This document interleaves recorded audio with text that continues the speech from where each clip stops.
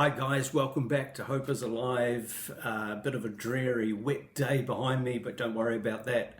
I want to look over the next couple of videos at parents, and today's message is about parents who prayed. It says this in Hebrews chapter 11, verses 23 to 28.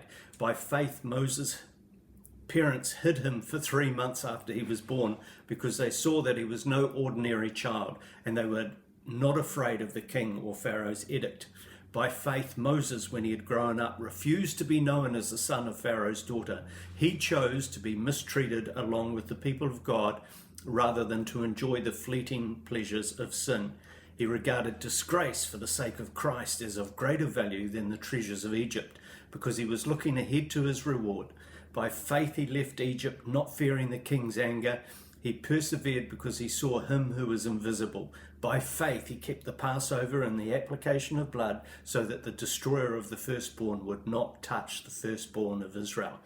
Moses was really fortunate to have believing parents.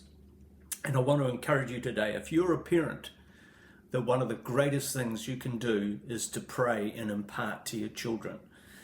For Moses' parents, for them to hide the baby from the Egyptian authorities was certainly an act of faith. That account is given in Exodus chapter 2, verses 1 to 10. We find out later in Exodus that Moses' parents were named Amram and Jochebed. And, you know, as parents, we can't always pass on our faith like family traits, but we can create an atmosphere of faith at home, and we can be examples to our children. I say this often because I've been in conflict with parents over this, but a home should be the first school of faith for the child, not the church. Home should be the first school of faith for a child. Some great themes in that story about Moses. First, in Hebrews 11, 24-25, his faith enabled him to refuse. And what I mean by that was he was adopted by Pharaoh's daughter. So no natural male heirs in the household of Pharaoh, then everything would have come down to Moses. He could have led an easy life in the palace, but his faith moved him to refuse that kind of life. He chose instead to identify with the Hebrews, with the Israelites, God's suffering people. And what true faith does is it causes a believer to hold the right values and to make the right decisions. And it says in there that phrase, the pleasures of sin, it's just not lust and other sins. It describes a way of life. And if you think about that way of life today, many people would call successful. It's all about position, prestige, power, wealth, and freedom from problems. The second thing is that Moses' faith led him to turn his back on the old way of life.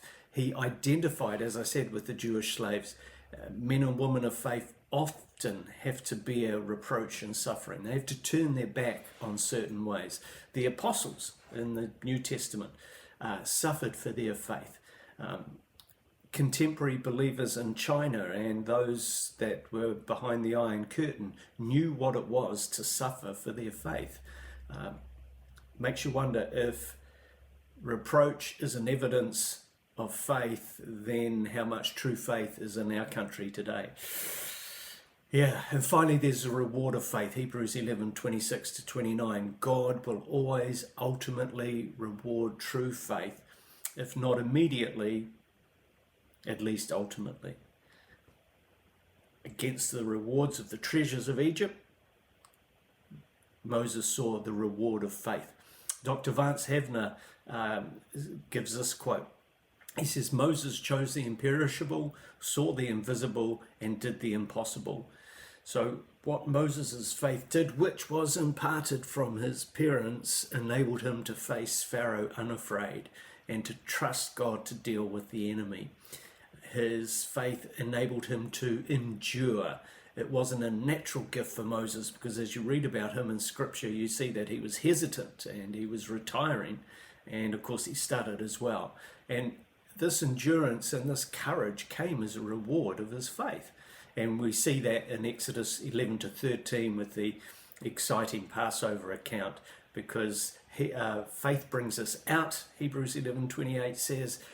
Faith takes us through, Hebrews 11:29, and faith brings us in, Hebrews 11:30. So it brings us out of Egypt, through the Red Sea, and into the Promised Land.